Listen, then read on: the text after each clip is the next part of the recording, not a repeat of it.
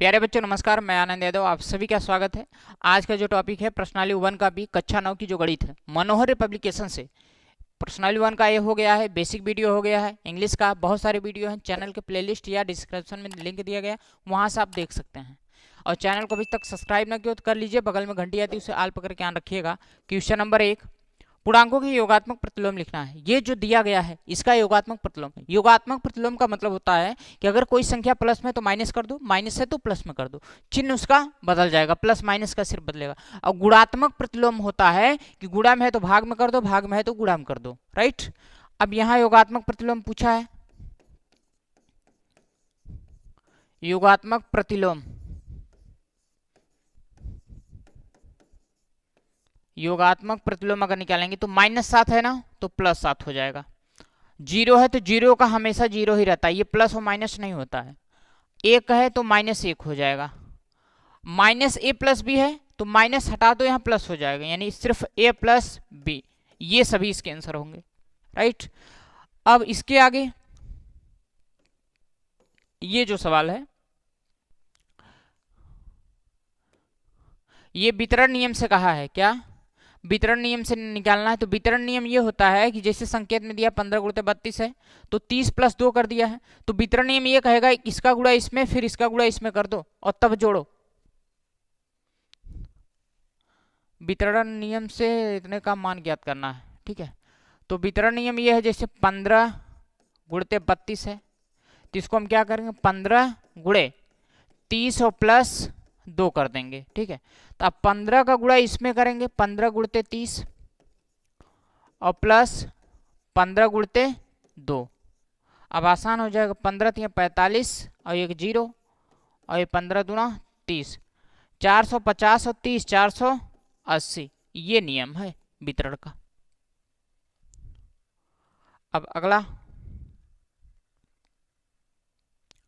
ये सवाल कह रहा है कि धन पूर्णांकों में एक उदाहरण सही दर्शाइए कि योग की संक्रिया पर योग का वितरण नियम असत्य है।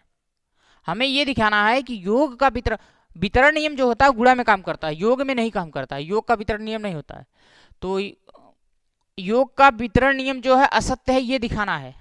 कोई भी संख्या ले लीजिए 3 4 और 5। ठीक है, ये प्लस कर दीजिए, यहाँ प्लस ऐसे।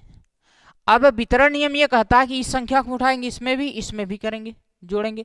योग का वितरण नियम, योग का वितरण नियम ये होगा कि 3 का इसमें यानी 3 + 4 एक कोष्टक में, फिर +3 का इसमें जोड़ेंगे 3 + 5 दूसरे कोष्टक में।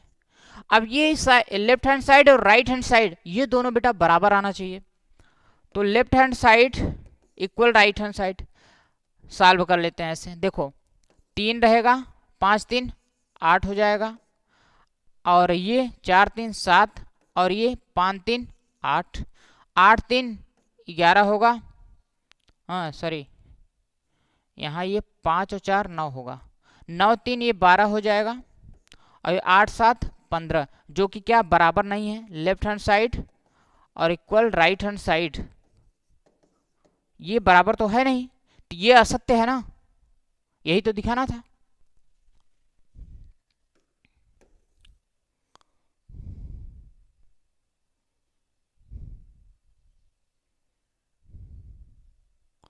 दर्शाइए कि पूर्णांकों में योगात्मक नियम अद्वितीय है। पूर्णांकों में योगात्मक नियम जो है अद्वितीय दिखाना है। मान लिए, माना पूर्णांक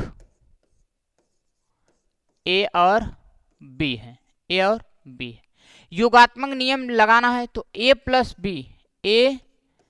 b बराबर क्या होगा, जो भी आएगा वो पूर्णांक ही होगा, और b + a ये भी क्या होगा पूर्णांक ही होगा। अब ये एग्जाम्पल के माध्यम से देखिए, जैसे पूर्णांक मान लीजिए कोई दो संख्या ले लीजिए, पूर्णांक 2 और 3, तो 2 और 3 अगर हम जोड़ते हैं तो बराबर ये 5 आता है, या 3 + 2 जोड़ते हैं तब भी क्या आएगा 5 आएगा, दोनों क्या है पूर्णांक ही आ रहे हैं, तो ये नियम अद्वितीय है। राइट, योगात्मक नियम यानी कोई अलग नहीं होना चाहिए, वही संख्या आ रही है। अब अगला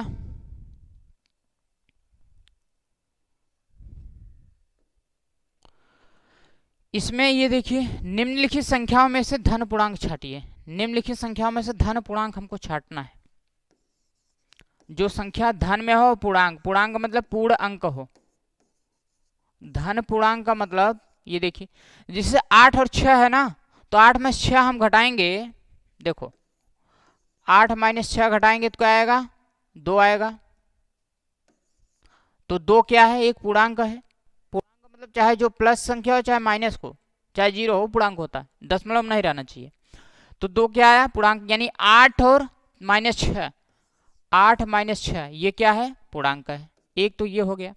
दूसरा 2 माइनस 3, 2 और माइनस 3, अगर हम 2 में से 3 को घटाएंगे तो माइनस 1 आएगा।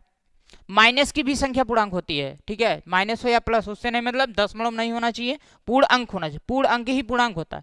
तो माइनस 1 ये पूर्णांक आ रहा है, यानी कहने का मतलब ये 2 माइनस 5, अरे जी यहाँ 2 माइनस 5 बराबर माइनस 3 आ रहा है। तो कहने का मतलब ये भी क्या है, ये भी धन पूर्णांक है। तो 2 माइनस 5, उसके बाद 1/3, यानी 1/3, ये तो भिन्न में हो गया, काटेंगे दशमलव में आ जाएगी, ये पूर्णांक तो है ये नहीं है, तो ये क्या होगा, ये पूर्णांक नहीं है, ये पूर्णांक नहीं है।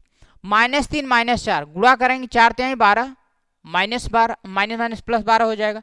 तो -3 और गुणते -4 ये भी धन पूर्णांक है, राइट। 8 में अगर 2 से भाग करेंगे, 2 चौक 8 4 आएगा, ये भी धन पूर्णांक है। 8/2 ये भी धन पूर्णांक है। -5 का, अरे जी एक चीज ध्यान दीजिएगा, धन पूर्णांक का है, ऋण पूर्णांक हमको लेना ही नहीं है। ये वाला जो ऋण पूर्णांक है ये नहीं लेना है, क्या सिर्फ ये धन पूर्णांक आया है, ये ऋण पूर्णांक हो गया, तो इसलिए इसको नहीं लेना है। ये भी क्या है, ऋण पूर्णांक है, और ये तो पूर्णांक ही नहीं है, सिर्फ धन पूर्णांक लेना है। तो -3 -4, तो -3 गुणते -4, माइनस माइनस प्लस हो जाएगा, 4 3 12, ये पूर्णांक होगा, धन में होगा। 8/2 भी है, 8/2, अगर 8 में 2 से भाग करेंगे 4 आएगा, धन पूर्णांक होगा। उसके बाद -5 और 3 है, तो -5 का 3 में गुणा करेंगे तो -5 गुणते 3 बराबर -15 आ जाएगा, तो ये ऋण पूर्णांक हो गया, माइनस मारा है, तो ये धन पूर्णांक नहीं होगा। -5 गुणते 3 और 3 गुणते 5 ये धन पूर्णांक है, 3 गुणते 5 ये सभी क्या है, 8 -6 -3 गुणते 4, 8/2 और 3 गुणते 5 ये सभी क्या है, धन पूर्णांक है। हो गया, चलिए 1 का सी नेक्स्ट वीडियो में